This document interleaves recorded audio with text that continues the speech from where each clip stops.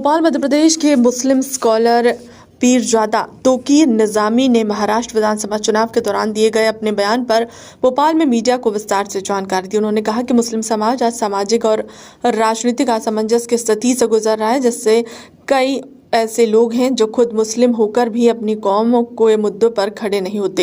निजामी ने कहा कि उन्होंने चुनाव के दौरान यह टिप्पणी की थी कि मुस्लिम 3 प्रकार के होते हैं। उसका आशय था कि विभिन्न परिस्थितियों में मुस्लिम समाज के भीतर 3 अलग अलग सोच और व्यवहार देखने को मिलता है। उन्होंने सवाल उठाया कि जब मुस्लिम समाज पर किसी प्रकार की विपत्ति या चुनौती आती है तो ऐसे लोग जो कांग्रेस, भाजपा या अन्य राजनीतिक दलों में सक्रिय हैं, वे अपने समाज की आवाज़ क्यों बुलंद नहीं कर पाते। उन्होंने इसे मुस्लिम समाज के लिए अत्यंत दुर्भाग्यपूर्ण बताते हुए कहा कि राजनीतिक या व्यक्तिगत स्वार्थ के कारण अपनी ही कौम की समस्याओं से मुंह मोड़ लेना समाज को कमजोर करता है। पीरजादा ने कहा कि राजनीतिक और सामाजिक क्षेत्रों में सक्रिय मुस्लिमों को चाहिए कि समाज पर आने वाले किसी भी संकट पर खुलकर उसका समर्थन करें और समस्याओं को सामने लाएं, अन्यथा यह विभाजित मानसिकता भविष्य में और अधिक नुकसान पहुंचाएगी।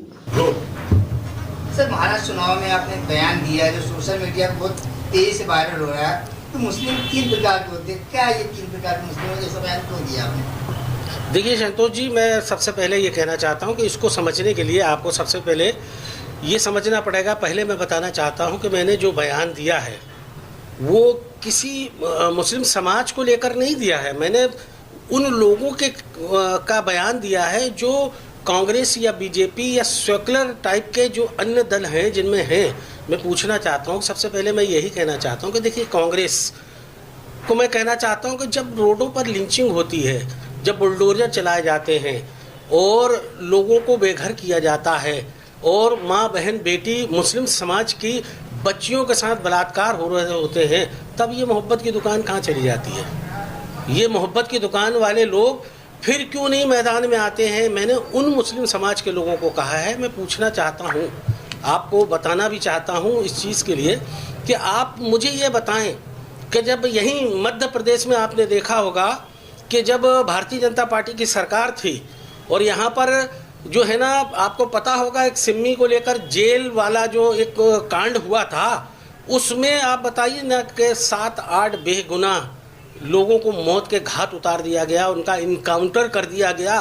मैं पूछना चाहता हूं कि तब कांग्रेस उछल कर, यही दिग्विजय सिंह और सारे लोग उछल रहे थे, सारे लोग ये कह रहे थे कि बड़ा अन्याय हो रहा है, अन्याय अत्याचार हो रहा है। जेल से वो लोग कैसे ब्रेक करके चले गए? वो जो है ना, एक कागज़ की लकड़ी की चाबियां और बहुत सारा आपने सुना होगा, उस टाइम पे माहौल चल रहा था। तब भारतीय जनता पार्टी की सरकार थी यहाँ पर मध्य प्रदेश में, तब कांग्रेस जो है ना विरोध करती हुई नज़र आ रही थी उसका हमको। तब एक बात बताऊं, इसके बाद जैसे ही यहाँ मध्य प्रदेश में 19 महीने की कांग्रेस की सरकार बनी, उस कांग्रेस की सरकार में बाला बच्चन जो इस मध्य प्रदेश में गृह मंत्री थे, उस बाला बच्चन ने सदन में खड़े होकर क्लीन चिट दी कि जो कुछ हुआ है वो सही हुआ है। मुस्लिम समाज के प्रति उनका वो संवेदनाएं कहाँ चली गई थी? वो क्यों सारे विधायक, सारे लोग जो मुसलमानों का, कमलनाथ कह रहे थे 100% वोट चाहिए, हमने 100% वोट किया। तो मैं पूछना चाहता हूं कि तब वो मुस्लिम समाज के लोग चुप क्यों बैठे हुए तब जब बेगुनाहों को वहां पर उनके साथ इनकाउंटर किया जा रहा था?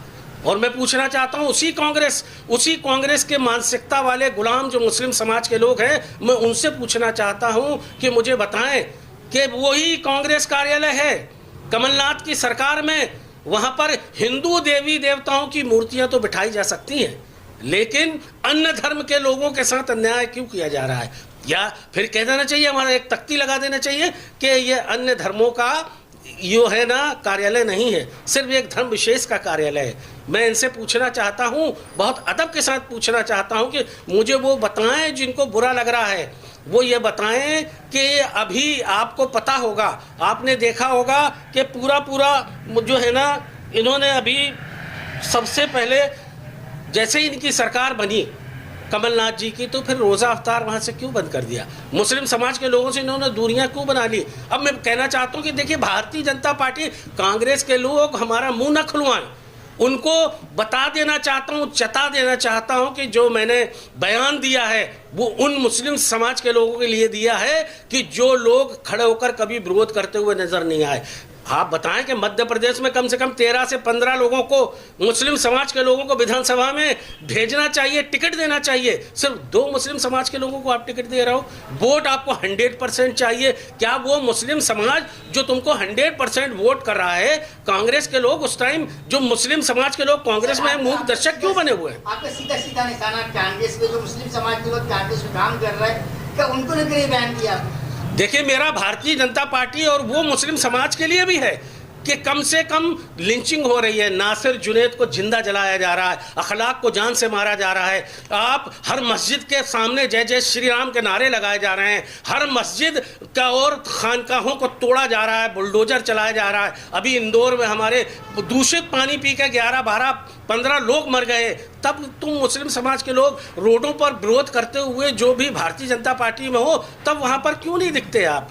आस्था के आधार पर हमसे हमारी बाबरी मस्जिद छीन ले गई, तब तुम लोग क्यों नहीं निकलते रोडों पर कि भाई ये आस्था के आधार पर नहीं, जो माननीय सुप्रीम कोर्ट ने जो कहा है कि यहाँ पर कभी भी मंदिर नहीं थी, कभी भी मूर्ति नहीं थी, आस्था के आधार पर उनको दे दी गई, तब ये मुस्लिम समाज के जितने लोग हैं तब ये क्यों नहीं विरोध करते हुए जो भारतीय जनता पार्टी में नजर आते हैं? और मैं कहना चाहता हूं कि वो कांग्रेस के लोग, वो मुस्लिम समाज के कांग्रेस के लोग क्या जर खरीद गुलाम है? क्या हमने जंजीरें पहन रखी है गुलामी की?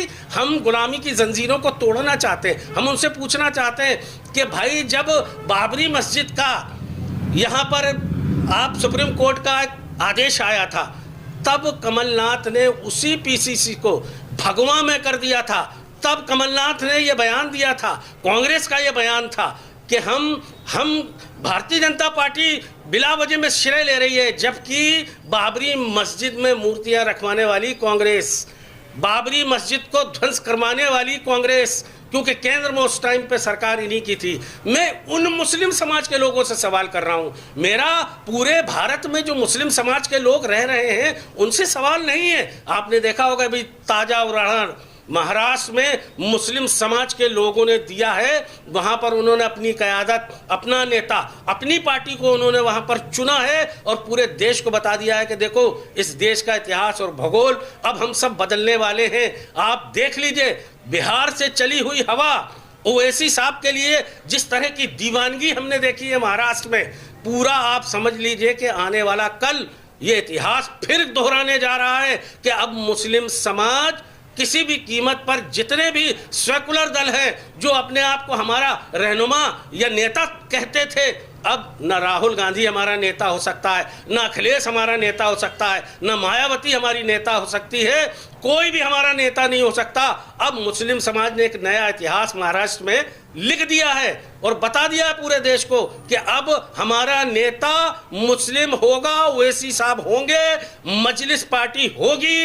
ये चीज हम मुस्लिम समाज को बताना चाहते हैं। हम पूछना चाहते हैं, मेरी कौम के गयूर मुसलमानों, क्या गलत कहा है मैंने? मैं उन मुसलमानों से पूछ रहा हूं जो जुल्म हो रही है, ज्यादती हो रही है, अपने हक अधिकार को मांगने के लिए तैयार नहीं है, मूक दर्शक बने हुए बैठे हैं। आजादी से लेकर अभी तक कांग्रेस ने दिया क्या है आपको? यही सब पूछने के लिए। और भारतीय जनता पार्टी तो खुला हुआ हमारे पर जुल्म